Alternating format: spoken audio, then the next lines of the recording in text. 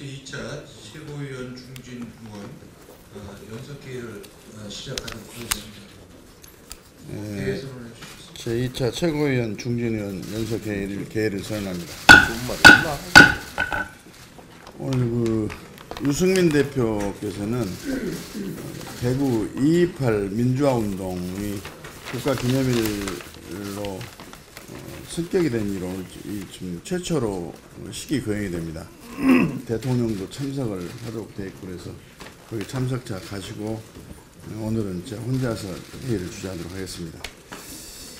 먼저 김영철 북한 평창올림픽 대표 단장이 대한민국 사회의 큰 갈등과 혼란, 분열만 남기고 호련히 떠났습니다. 주권국가로서의 최소한의 자존심과 국격, 권위를 생각하고 천안함 유가족을 비롯한 국민의 정서적 허탈과 참담한 심정을 대변하기 위해서 저희 바른미래당은 김영남은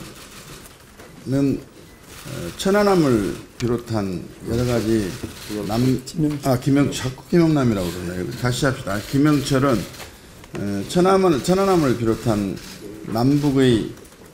남에 대한 도발에 큰 책임이 있는 사람이었고 그렇기 때문에 평화를 짓밟은 사람이어서 평화축제인 평창 동계올림픽에 북한 대표 단장으로 오는 것은 대단히 부적절하다는 측면에서 저희들은 반대를 했습니다. 그러나 기왕에 오게 되면 대화를 통한 북핵 문제 해결의 실마리나 또는 북미 대화의 실마리를 혹시 찾을 수도 있지 않을까 하는 일말의 기대를 저버리지 않으면서 숨죽여가면서 지켜보았습니다만 결과적으로는 김영철의 남북관계, 북미관계, 한반도 비핵화 문제 관련해서 단 한마디의 공개적인 언급도 없었고 우리 정부도 과연 김영철과 어떠한 남북관계 발전, 한반도 비핵화 실현 또 그리고 북미 대화 관련해서 어떤 대화가 있었냐에 대해서도 추상적인 이야기만 하고 있을 뿐 구체적인 언급이 전혀 없습니다. 저는 이번 김영철 방남과 관련해서 첫째로 우리 정부는 세 가지 중요한 것을 놓쳤다고 생각합니다. 김영철을 방남에 앞서서 적어도 북한 당국에 김영철만큼은 평화축제의 평화 사절 단장으로 오는 것은 적절치 않다는 것을 분명히 이야기를 하고 다른 사람의 교체를 요청했어야 됩니다.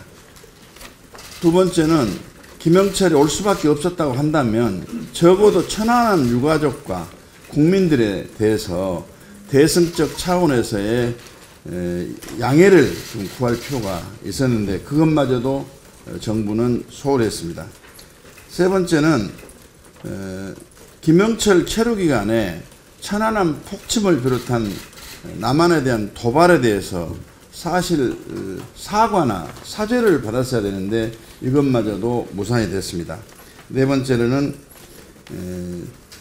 남북관계 혹은 북미관계 진전에 대해서 김영철로부터 김정은 메시지를 받고 진전된 한반도 평화 비핵화 실현에 가닥을 잡는 공개 보도문이나 또는 합의문이라도 있어야 되는데 그것마저도 없습니다. 대단히 실망을 금할 수가 없습니다. 지금 국민들은 평창올림픽 이후에 앞으로 우리나라는 어떤 상황에 도달할 것인가에 대해서 매우 궁금해하고 우려하고 불안해하고 있습니다. 평창올림픽이 끝난 다음에 비핵화를 실현하기 위한 유엔의 제재 압박은 어떻게 빈틈없이 실현이 될 것인지 북미 대화의 가능성은 있는 것인지 그래서 한반도 비핵화 실현할 수 있는 실마리를 찾을 수 있는 것인지 더 나아가서 남북관계 발전까지 이루어지고 또 북한이 제안했던 남북 정상회담이 이어질 수 있는 것인지, 이렇게 해서 한반도에 대한 전쟁의 두려움이 가실 수 있는 것인지, 이런 외교 안보적 차원에서의 국민의 관심은 지대합니다. 또한 더 나아가서 평창올림픽 기간 동안에 소위 많은 외국의 귀빈들이 찾아왔었는데 평화 외교 차원에서 한국 국익을 증대시키기 위해서 어떤 역할이 있었고 성과는 무엇이었는지, 미국의 통상 압력이 갈수록 거세지고 있고 한미 FTA와 관련한 협상이 우리 쪽으로 불리하게 진행되고 있는 것 같은 그런 양상을 띠고 있습니다.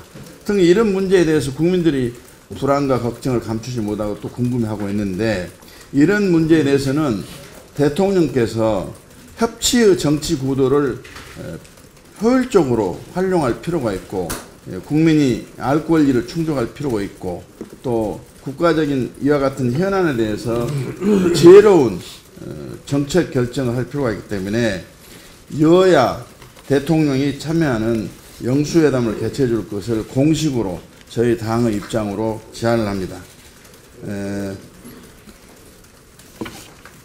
그런 측면에서 청와대의 성의 있는 답변을 요청합니다. 두 번째는 근로시간 단축, 원내대표께서 하신가? 좀 하십시오. 어제 국회 환경노동위원회에서 주당 법정 근로시간을 현행 68시간에서 52시간으로 단축한 내용의 근로기준법 개정안이 오랜 진통 끝에 합의 통과가 됐습니다. 우리 당의 하태경, 김상하 의원이 적극적인 또 능동적인 중재의 결과로 위 법안이 합의 통과가 됐다는 점에 대해서 두 분 의원에 대해서 감사하게 생각합니다. 근로시간 단축은 OECD 국가 중 가장 노동시간이 많은 우리 노동자들은 저녁이 있는 삶을 보장하는 동시에 일자리를 나누어서 신규 고용 창출과 악화 일로에 있는 청년 실업 감소 등 대다수의 국민의 삶을 질을 향상시키고 근로자의 행복을 가져올 수 있는 법안이라고 평가를 합니다. 그러나 이 법안의 통과에 따른 또 부정적인 부작용 측면도 우리는 도과해서는 안 된다고 생각합니다. 최저임금도 힘든 영세기업은 설상가상으로 부담이 가중돼 가지고 인력을 줄일 수밖에 없는 상황이 불가피합니다. 또 시간이 생겨도 수입이 줄어드는 분들이 많게 돼서 특히나 일자리 시간 단축으로 인한 소득의 감축에 대한 정부의 대책이 있어야 할 겁니다. 또 우리 국민이 365일 24시간 누리던 서비스 업종의 품질 하락이 우려되기도 합니다. 또 이 근로시간 단축 후 혜택의 적용 대상에서 배제된 5인 미만 영세 사업장에 계신 분들에 대한 상대적 박탈감도 큽니다. 또 자동화 설비 구축이나 로봇을 쓰는 등 무인화 시대가 앞당겨져 가지고 오히려 일자리 감소의 가속화 등이 예상될 수 있습니다.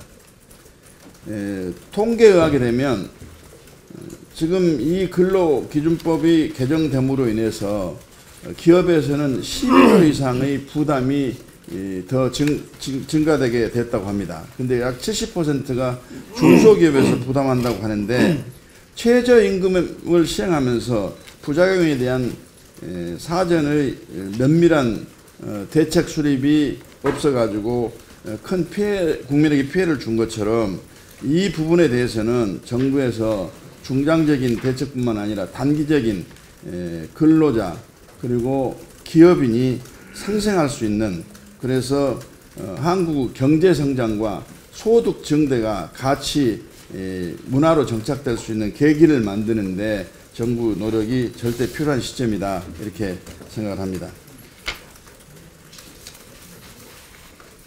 어제 박근혜 전 대통령에 대해서 검찰의 구형이 있었습니다.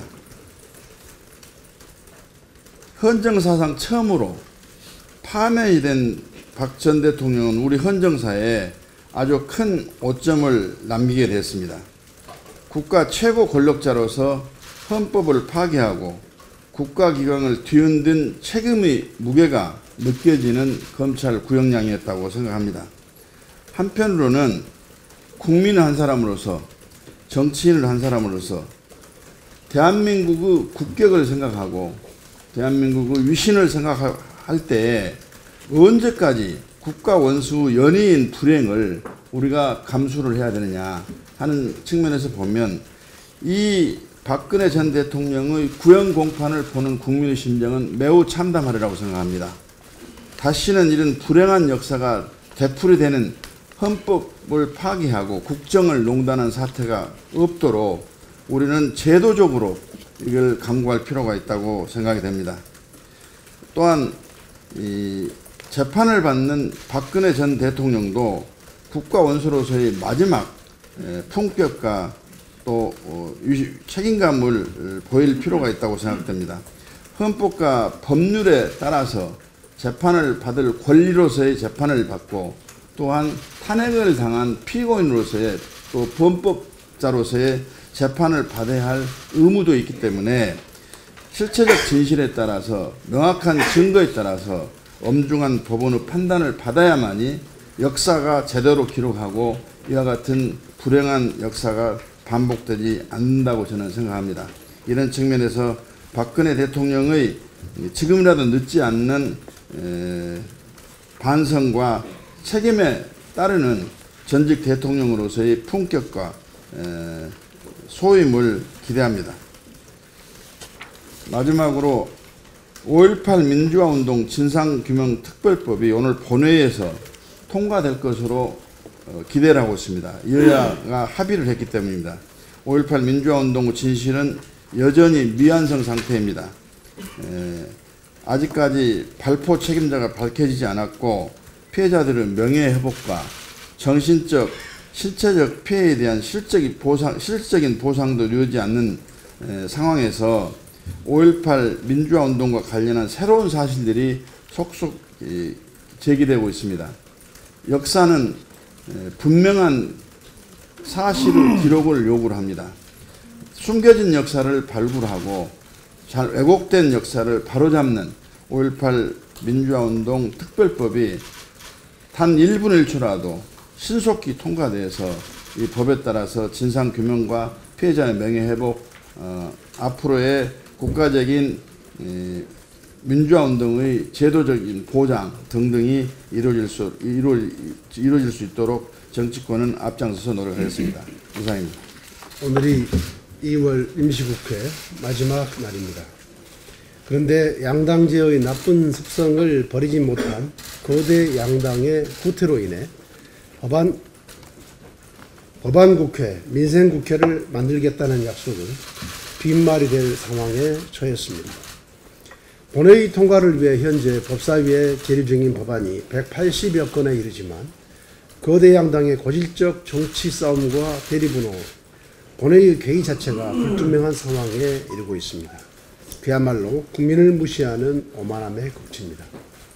지금 민주당은 여당이기를 포기하고 있습니다. 시급한 민생 현안이 있다면 야당을 설득하고 도움을 받아서 하나라도 더 처리할 생각은 하지 않고 야당 탓만 하고 있습니다. 국회 운영에는 무능하고 책임 전가에는 유능합니다.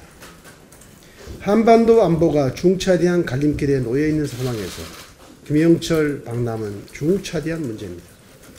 당연히 국민들께 그 배경과 경위를 설명하고 양해를 구하는 절차가 선행되었어야 함에도 국민들께 이렇다한 설명도 국회 상임위와 긴급 현안 질문도 모두 무시하고 있습니다. 갈등을 해결하는 것이 아니라 갈등을 확대시키고 대화와 협치가 아니라 일방통행식 독선과 독주로 일관하고 있는 것입니다. 남북 대화는 한다면서 남남 대화는 외면하고 무시한다면 이게 정상이고 상식입니까? 협치를 하겠다면서 국회와 야당을 무시한다면 이게 정상이고 상식적인 국정 운영이라고 할 수 있겠습니다. 자유한국당도 마찬가지입니다. 편가르기식 이념의 잣대로 국회 운영까지 사사건건 발목을 잡고 있습니다. 상습적인 반의회주의 행태의 다름 아닙니다. 오늘 본회의에서 공직선거법 개정안이 통과되지 못하면 이틀 앞으로 다가온 지방선거 예비후보 등록마저 불투명해져 출마자들은 자신의 선거구도 모른 채 깜깜이 선거운동을 시작해야 할 판입니다. 거대 양당의 정쟁으로 풀뿌리 민주주의까지 발목을 잡는 행태, 민주당과 한국당은 반드시 책임을 져야 할 것입니다. 가까스로 공청회와 상임위를 통과한 5.18 진상규명특별법이 오늘 또다시 통과되지 못한다면 국회는 역사와 국민 앞에 석고대죄해야 할 것입니다. 뿐만 아니라 5년 만에 상임위를 합의 통과하여 전역이 있는 삶의 제도적 기초가 마련된 근로기준법 등 민생 법안들도 다수 대기하고 있다는 사실 무겁게 받아들여야 합니다. 민주당은 국정에 무한 책임을 진 여당으로서의 본분을 잊지 말고 야당을 존중하면서 협치의 정신을 발휘해 주실 것을 촉구합니다. 제1야당 한국당도 국정 운영의 공동 책임과 함께 의회주의 정신을 회복하고 국회 정상화에 노력해 주실 것을 촉구드립니다. 급격한 최저임금 인상으로 인한 생활물가 동반 상승이 심각합니다. 편의점 등에서 서민들이 즐겨 찾는 음식은 20%까지 올랐고 전체 외식 물가는 23개월 만에 최고의 상승률을 기록했습니다. 생산자 물가 또한 작년 9월 이후 가장 큰 폭으로 상승했습니다. 기업과 자영업, 유통업체 등 대부분이 급격한 최저임금 인상으로 늘어난 인건비 부담을 가격 인상으로 메우고 있기 때문입니다. 그런데 이것이 끝이 아닙니다. 서울시는 하반기 택시요금을 15에서 25% 올리기로 했고 대기업들도 생활 물품 가격을 평균 6 내지 9% 올리기로 하는 등 물가 상승 요인들이 줄줄이 대기하고 있습니다.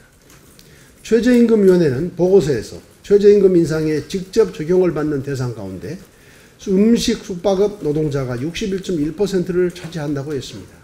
결국 음식 숙박업은 생존을 위해 인상된 최저임금만큼 가격을 올리거나 고용을 축소해야만 한다는 얘기입니다.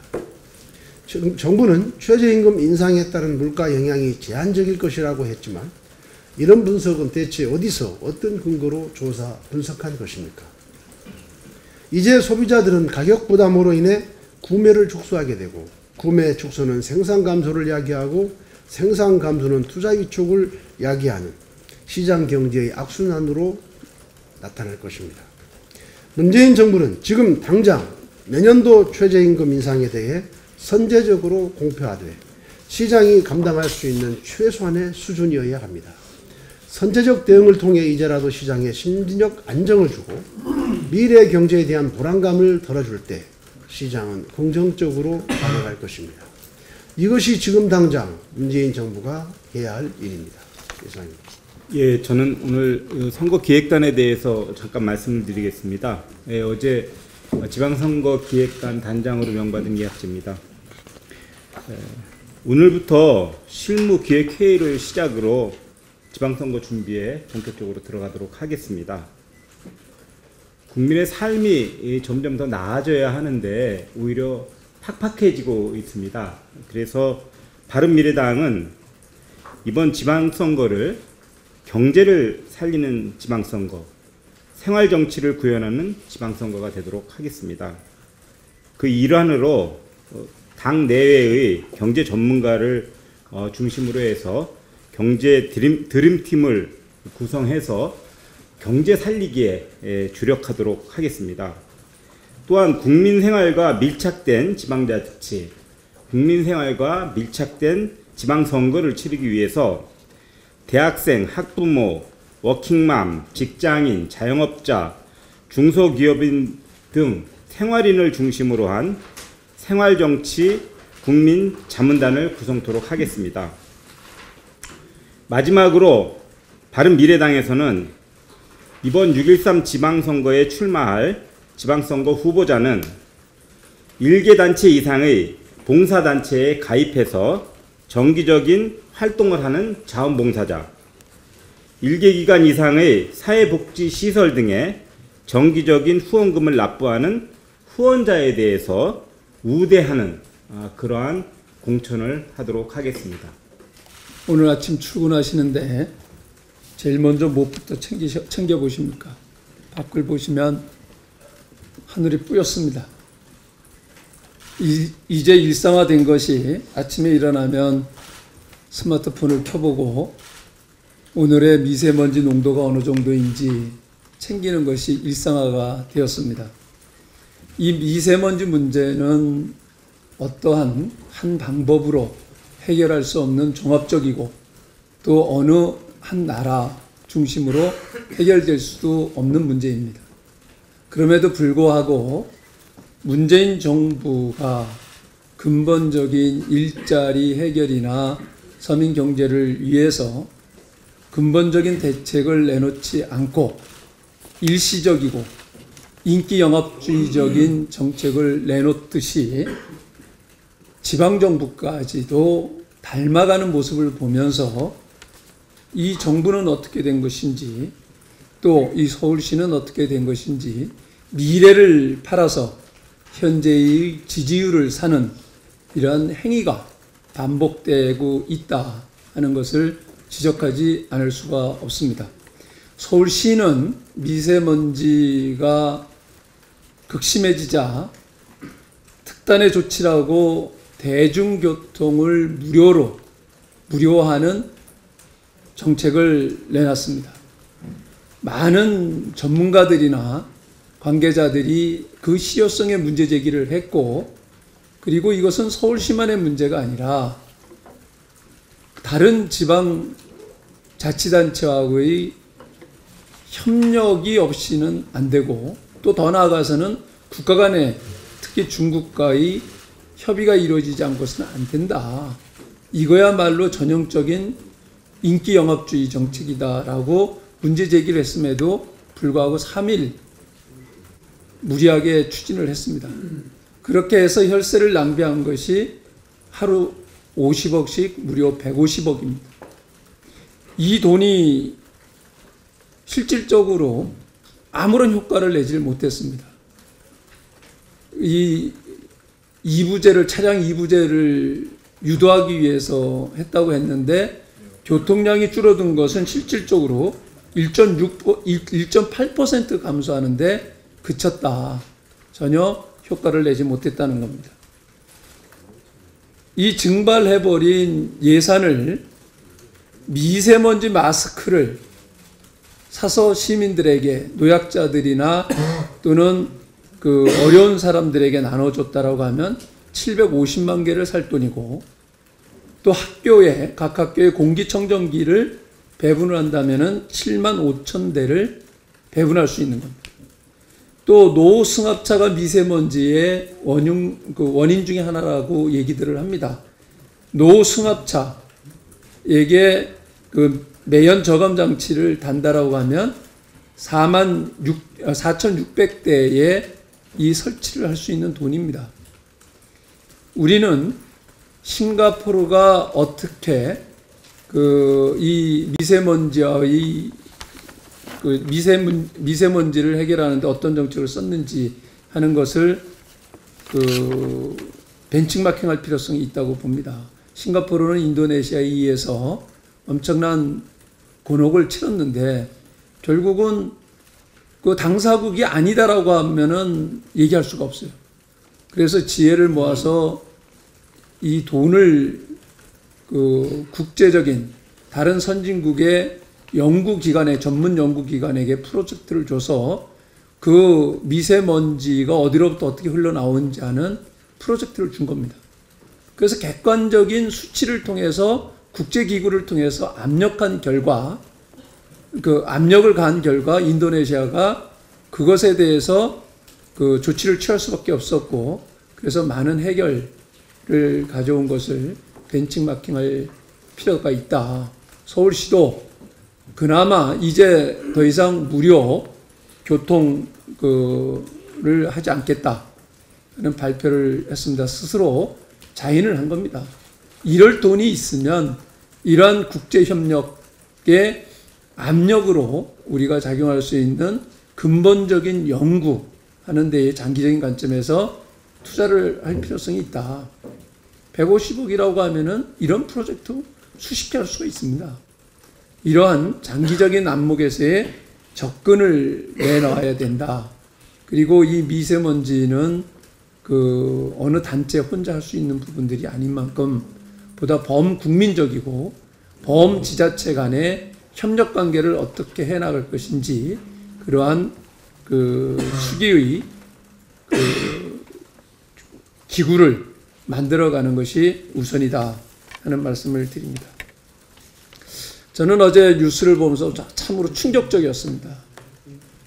그동안 위안부 문제, 그 한일 간의 위안부 합의로 인해서 더 이상 논의돼서는 안 된다. 뭐 이런 합의까지 봤습니다만은 아마 여러분들도 어제 그 충격적인 그 일본 군들이 중국 윈난성 텅충에서 패배를 하고 패주하면서 위안부들을 총살하는 이런 동영상을 보시면서 많은 생각을 했을 겁니다. 이것을 바라보면서 과연 우리 국민들이 어떤 생각을 하겠습니까? 저는 일본 아베 총리께 다시 한번 묻습니다. 당신들이 이러한 상황을 보았다라고 하면, 당신들의 입장에서 당신들의 국민이 이러한 상황을 보았다라고 하면 어떤 얘기를 하겠습니까? 위안부 문제는 단순한 외교 문제가 아닙니다. 인류 보편의 인권의 문제입니다. 이러한 상황에서 형식 논리에 빠진 외교 협상에 의한 합의가 되었으니 이 부분을 더 이상 언급하지 마라 하는 것이 가능하다고 봅니까? 정부는 하지 못할 수도 있습니다. 문재인 대통령께서 호기 있게 이 정부가 이 문제를 다시 다루겠다라고 했지만은 결국은 정부의 입장에서는 국가 간의 어떤 합의, 이 부분을 무시할 수가 없었기 때문에 아무 일도 할 수가 없습니다. 그러나 이 문제는, 근본적인 문제는 위안부, 그 피해 당사자가 어떻게 받아들이냐 하는 문제입니다. 저는 이 협상 과정에서도 당시 외통위에서 수차례 외교부에게 경고를 했습니다. 협상을 하는 것은 일본이지만 근본적으로 그것에 대해서 합의안에 대해서 동의를 하느냐 안 하느냐는 것은 위안부 당사자 할머니들의 몫이다. 따라서 일본하고의 협상하는 것의 비중보다는 위안부 할머니들의 의견을 듣는 것에 비중을 더 둬라. 그리고 위안부 할머니들이 그 자체를 수용하지 않는 어떤 합의도 이것은 합의가 성사될 수가 없다는 얘기를 누차 얘기를 했습니다. 결국은 우리 피해자 위안부 할머니들에게 두 번의 피눈물을 흘리게 했던 것입니다. 저는 이러한 국제적인 전 인류적인 공분을 사고 있는 이러한 영상, 흔적들에 대한 일본 아베 총리의 진정한 사과만이 진정한, 저는 보통 국가를 그렇게 일본이 부르짖고 있는데 일본이 진정한 보통 국가로 나가는 길은 이러한 부분에 대한 진정한 사과뿐이다. 그리고 그 진정한 사과를 피해 당사자인 위안부 할머니들이 받아들일 때 가능하다 하는 것을 다시 한번 경고합니다. 네, 수원시 장안구 출신 이찬열입니다. 1차 회의 때는 제가 지역의 학생들과 선약이 있어서 참석을 못했습니다. 이제 그 올해 지난해에 끌어오던 근로기준법이 개정안이 통과가 됐습니다. 환노위의 하태경 의원님, 김삼아 의원님 다들 수고도 많으셨습니다. 근로시간 단축은 저녁이 있는 삶을 회복해서 국민 생활의 질을 높이기 위한 시대적 과제라고 생각을 합니다. 이제 남은 과제는 근로시간 단축을 일자리 나누기로 연결시켜서 신규 고용을 창출해야 합니다. 중소기업에 주는 충격을 최소화하는 일입니다. 특히 최저임금의 급격한 인상으로 휘청거리고 있는 중소기업들을 위한 보완 대책 마련이 무엇보다 시급합니다. 근로시간 단축으로 중소기업들은 44만 명을 신규로 고용해야 하고 8조 6천억 원에 상당하는 비용 부담을 져야 한다는 연구 결과도 있습니다. 인력난 큰 문제로 대두되고 있습니다.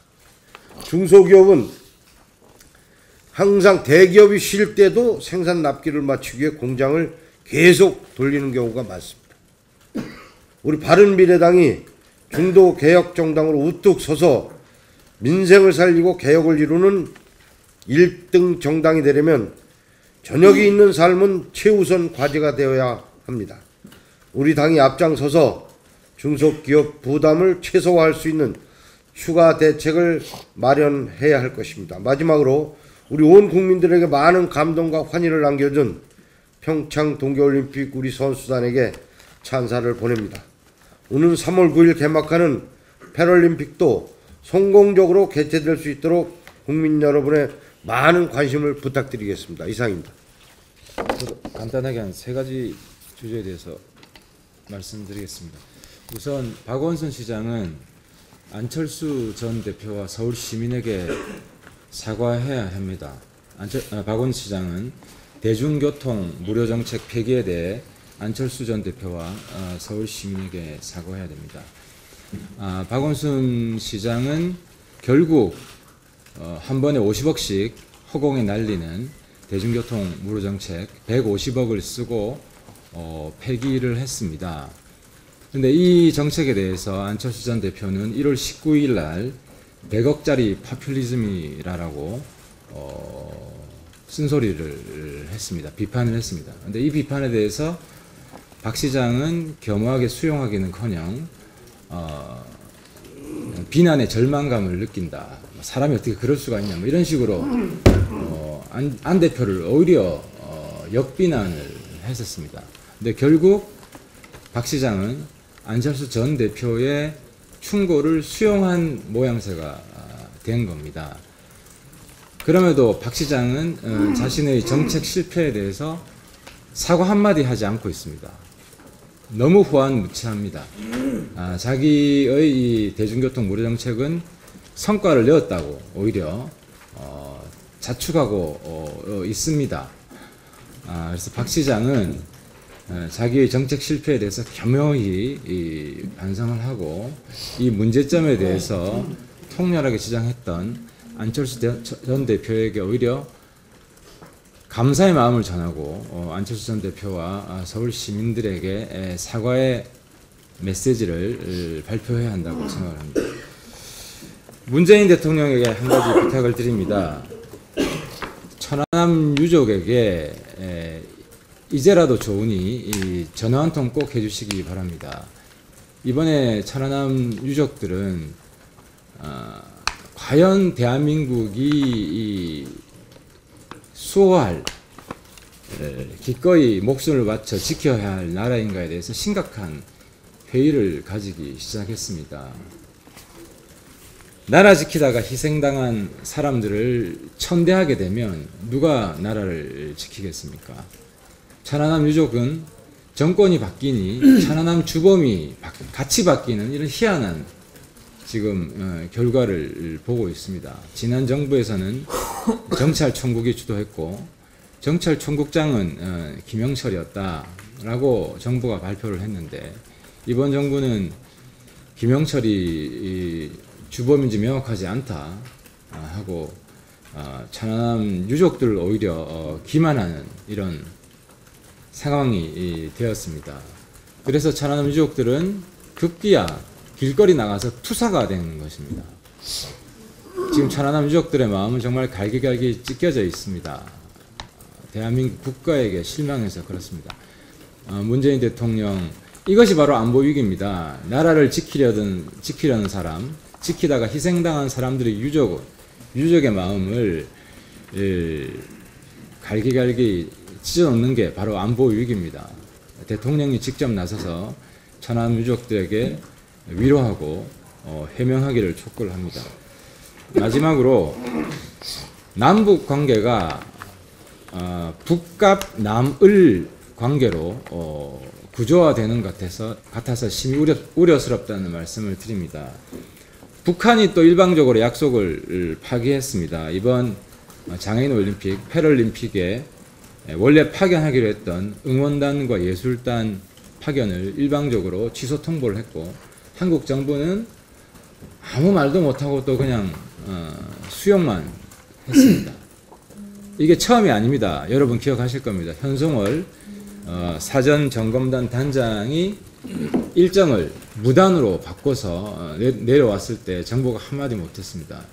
또 북한이 금강산 공연을 일방적으로 취소했을 때도 한국 정부는 한마디도 못했습니다. 이번에 예술단 응원단 파견에 대해서도 한국 정부는 정말 벙어리 냉가슴 앓듯이 하고 있습니다. 이건 굉장히 위험한 신호입니다.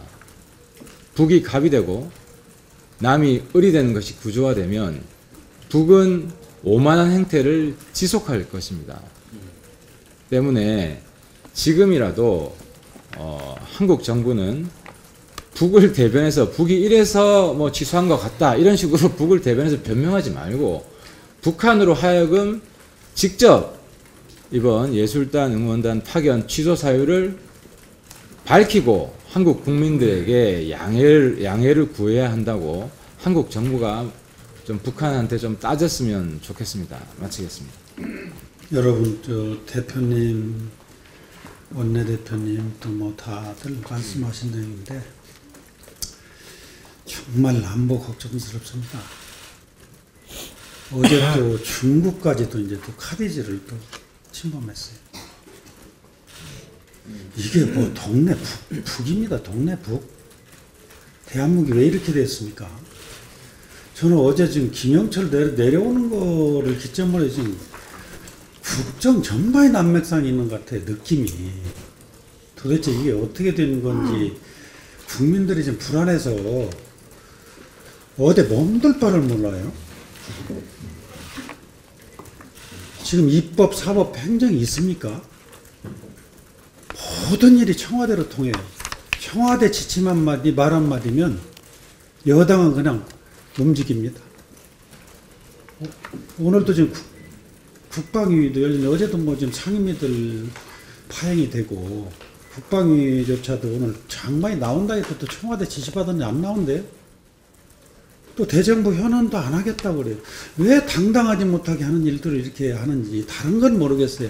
안보 문제는 적어도 국가의 아닌 문제가 달려있어요. 그러면 여야 할 것 없이 다 공통분모를 찾아 대응해 나가야 되는데 이게 지금 심각합니다. 이게 보통 문제가 아니에요. 그냥 넘어갈 문제도 아니고 국회가 특단의 대책을 취하지 않으면 이건 심각하게 더 흘러갈 가능성이 많아요. 3개월 후 평창올림픽, 패럴림픽까지 3월 19일이 끝나면 동북아 남북의 이 안보 환경이 요동칠 거라고 예언을 했어요. 어떻게 될 건지 지금 걱정스러운데 지금 안보 상황이 심각하다는 것도 100번 강조해도 모자람이 없습니다. 이렇게 국가가 위중하고 국민이 불안하고 국제사회 엇박자를 냈던 때가 한 번이라도 있으나 생각해 보시죠. 어제 김영철이 북한으로 돌아갔습니다. 대화로 장식하고 평화로 포장된 이번 김영철 부위원장의 방문은 정부의 일방통행식 행보의 결정판입니다. 여전히 슬픔이 가시지 않는 천안함 46기 용사 가족들과 많은 국민들의 가슴에 또다시 상처를 내가면서까지 김영철이 한국 땅을 밟도록 하였으니 이제는 그 성과가 무엇인지 정부가 대답해야 할 때입니다. 청와대는 북측 대표단 측에 천안함 사과 요구도 없었고 비핵화 요구도 없었다고 했다가 하루 만에 김영철에게 비핵화를 위한 초기 조치를 취하라고 요구했다며 말을 바꿨습니다. 그런 후에 김영철이 전제 조건 없는 북미 대화 의사를 밝혔다며 대화가 금방이라도 가능할 것 같이 공식 발표를 했습니다. 그러나 청와대, 외교부, 통일부, 국정원의 핵심 당국자들이 김영철의 숙소를 찾아가는 접대 외교를 하는 동안 북미 양국 대표단은 어떠한 공식 만남도 없었습니다. 결국 비핵화 없는 대화 의사라는 속빈 강정 같은 결과만 얻었을 뿐입니다. 더욱이 우리 정부는 1차적으로 핵동결을 방법론으로 제시한 반면 오히려 미국은 오직 비핵화만의 해결 방안이라며 강한 압박을 지속하고 있는 형국입니다. 핵동결은 곧 핵 보유를 인정하는 것과 다름없습니다. 한반도 평화는 오직 비핵화만으로 이루어질 수 있다는 것을 잊은 것은 아닌지 정말 우려스럽습니다. 도대체 현 정부는 무엇을 하고 있는 건지 알 수도 없고 무엇이 국가안보를 지키는 길인지 무엇이 국민과 국가를 위하는 일인지 구분도 못하는 것 아닌지 한마디로 외교와 안보의 총체적 난맥상에 국민의 불안감이 가중되어 가고 있습니다. 트럼프 대통령 어제 누구도 이전에 생각조차 하지 못했던 규모의 엄청난 인명피해 가능성에 대해 얘기한다며 비핵화 없는 대화는 없다고 분명하게 선을 그었습니다. 대규모 대북 군사행동을 예고하는 것이 아닌지 참으로 우려스러움을 금할 수가 없습니다. 어쩌면 우리 대한민국에 대한 경고일지도 모릅니다. 하지만 문재인 대통령은 미국의 존재가 무엇인지 세계를 이끌어가는 미국의 전략적 냉엄함을 아는지 모르는지 미국과 북한 사이에서 중재한다며 아슬아슬한 줄타기 외교 전략을 고수하고 있습니다. 중재의 사전적 의미는 양쪽을 같은 주의에 두고 화해를 위한 타협점을 찾는다는 의미입니다. 북미 대화를 위한 중재를 한다는 것이 우리에게 얼마나 치명적일 수 있다는 걸 분명히 알아야 될 것입니다. 미국은 동맹국이고 북한은 우리의 현존하는 위협의 대상입니다. 적어도 우리는 북한의 태도 변화를 이끌어내서 북미 간 대화를 이끌어내는 전략을 써야 할 것입니다. 중재를 택한 우리는 결국 김영철로부터 비핵화에 대한 북한의 입장을 한마디도 듣지 못했습니다. 예상했던 대로 평창 이후 한반도의 긴장감은 다시 고조되어 가고 있습니다. 정부는 미국이 대화의 문턱을 낮춰야 한다는 식의 남북 공중을 통한 미국의 태도 변화를 기대하며 전통적 동맹인 미국과 위험 수위를 넘나든 전략을 즉각 멈춰야 할 것입니다. 그리고 현 상황에서 안보의 최선의 필요 충분 조건이 한미 공조라고 인식한다면 25년간 속아왔다며 다시는 속지 않겠다는 트럼프 대통령의 말의 의미를 깊이 새기며 남북 대화를 진행해야 할 것입니다. 안보는 대한민국의 생존과 직결되는 사안임을 한시도 빨리 깨닫고 더 이상 늦기 전에 행동으로 보여줘야 할 때입니다. 다시 한번 강력히 촉구합니다. 우리의 최종 목표는 핵 동결이 아닌 북핵 폐기임을 결코 잊어서는 안 될 것입니다. 제가 오늘 오전까지 확인을 했는데 그 천안함 유적협의회 이성우 회장한테 확인을 했는데요. 오늘 오전까지도 정부에서 정말 전화 한 통도 없었다고 합니다. 네, 지난 의총 때 우리가 당론으로 채택한 바른미래당의 46개 법안, 의원님들이 대표 발의해주신 46개 법안과 초당적 협력하기 위한 11개 법안, 57개 법안을 이제 당론으로 채택해서 오늘 다 통과시키자라고 최선의 노력을 다해 왔습니다.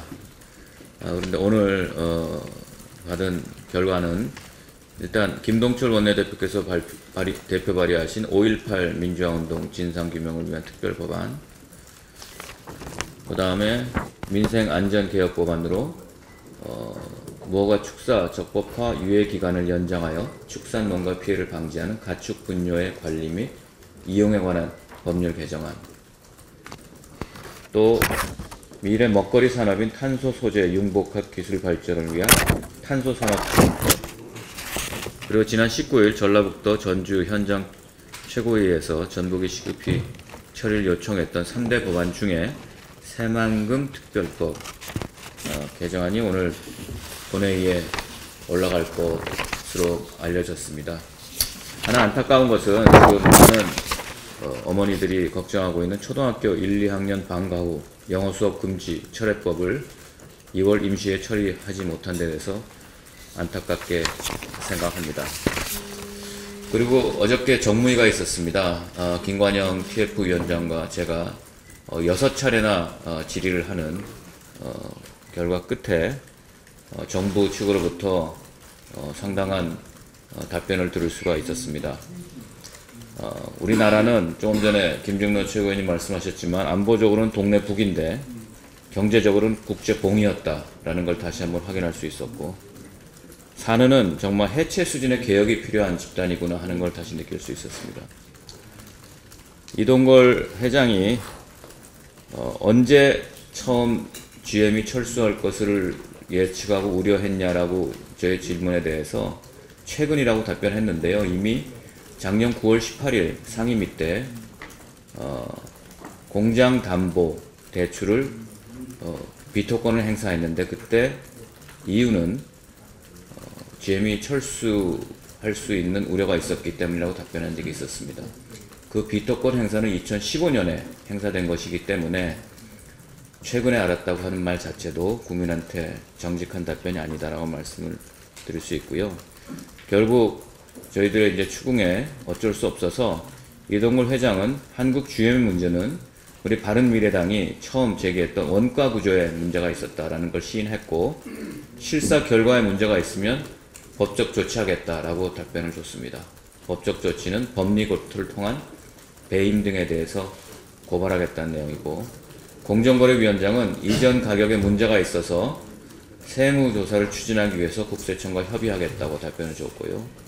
금감원장은 GM이 비상장 기업이기 때문에 특별 회계 감리를 하기 위해서 증선위의 요청을 해서 금융위와 협의하겠다고 답변을 줬습니다.